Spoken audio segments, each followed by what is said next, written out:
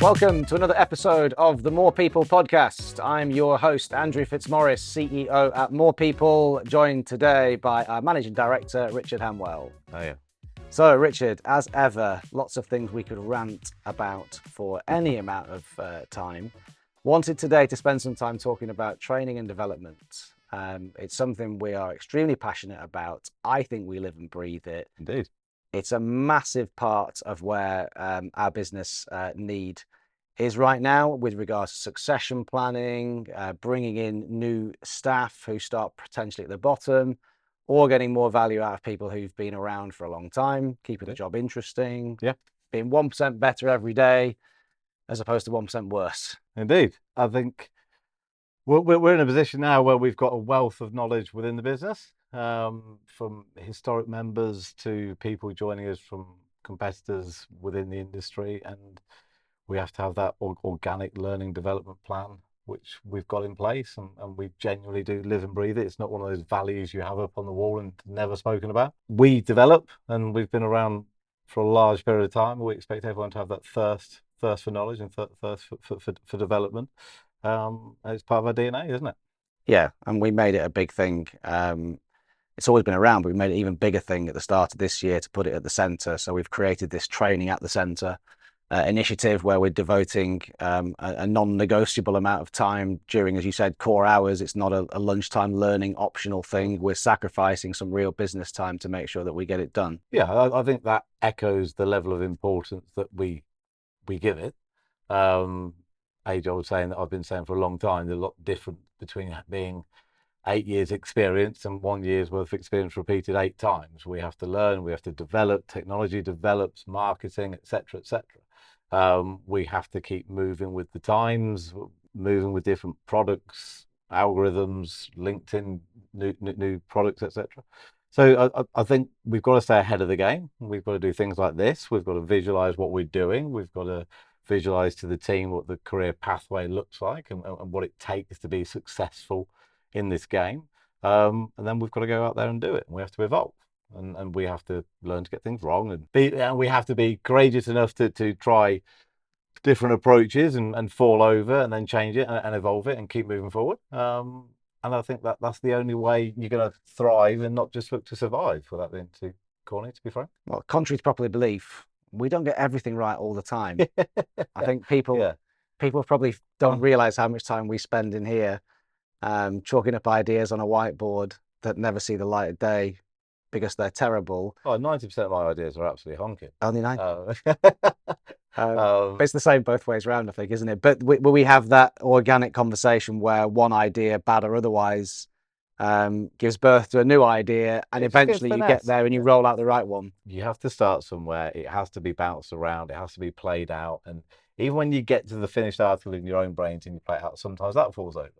But you have to keep coming up with the ideas for engagement, for succession planning, for trying to perfect what you do know, try and learn what you don't know. You don't have to hit rock bottom before you can learn some of these things or fall over.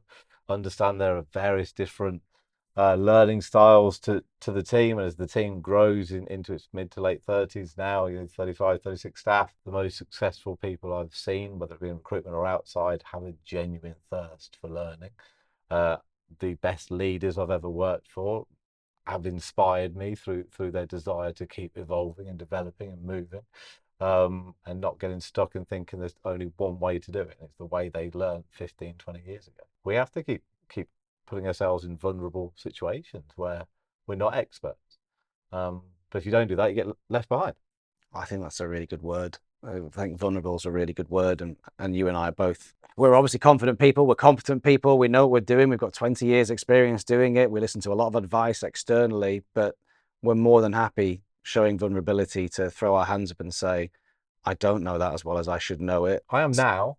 You haven't always been. I haven't always been, but definitely I get jealous of other people's ideas at times. I would be a little bit too headstrong, but I think through maturity, business maturity, you kind of get there, and then you kind of realize that I'm out of my depth, or it's 2 heads, 3 heads, 4 heads, 5 heads are better than one, or go together you'll go far, that kind of concept. But it can take time, and it does take different types of people, and If you're surrounding yourself with people that just agree with you all the time, you've got no end of blind spots you know nothing about.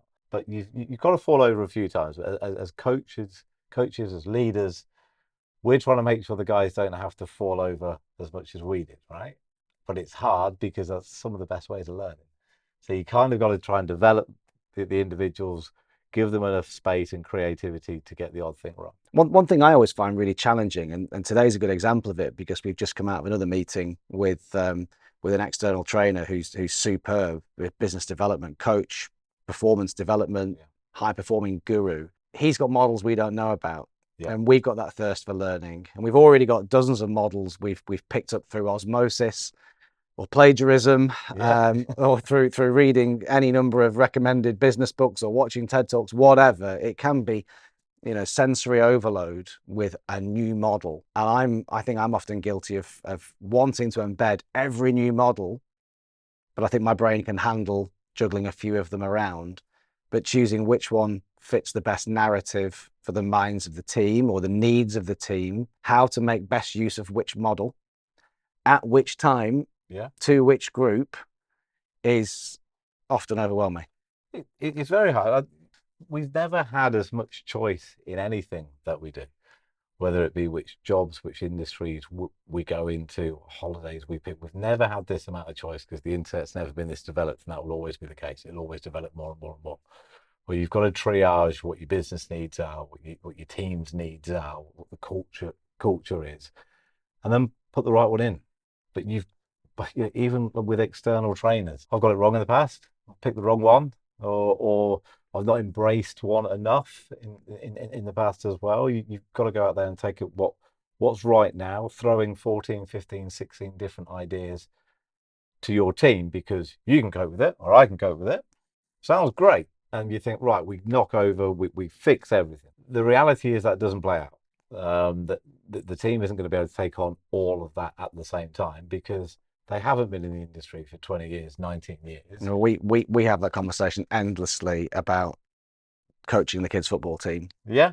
Yeah, yeah, yeah, yeah, As very much so. a fairly disrespectful analogy to a team of very, very competent grown-ups.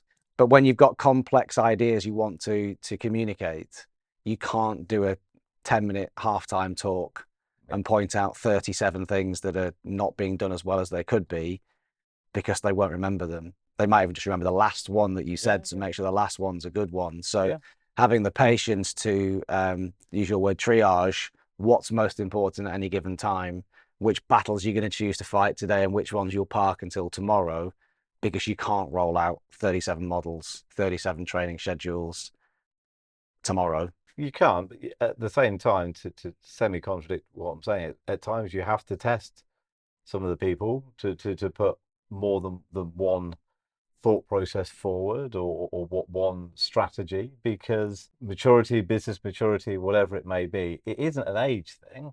I've met more mature 21-year-olds than some 50-year-olds that I know. It comes down to a competency piece and the ability of said individual to challenge themselves and move and change and what have you. But yeah, it's if you're throwing too many different ideas out there at once, it semi looks like you don't know what you're doing as well. And then if you lose that trust, that belief from your team, you're semi dead in the water. Even if you've got their best interests at heart, but they've lost that belief, then you're going to lose all 15 rather than win at one or two. Yeah, we don't know it all. No. Everyone has their blind spots.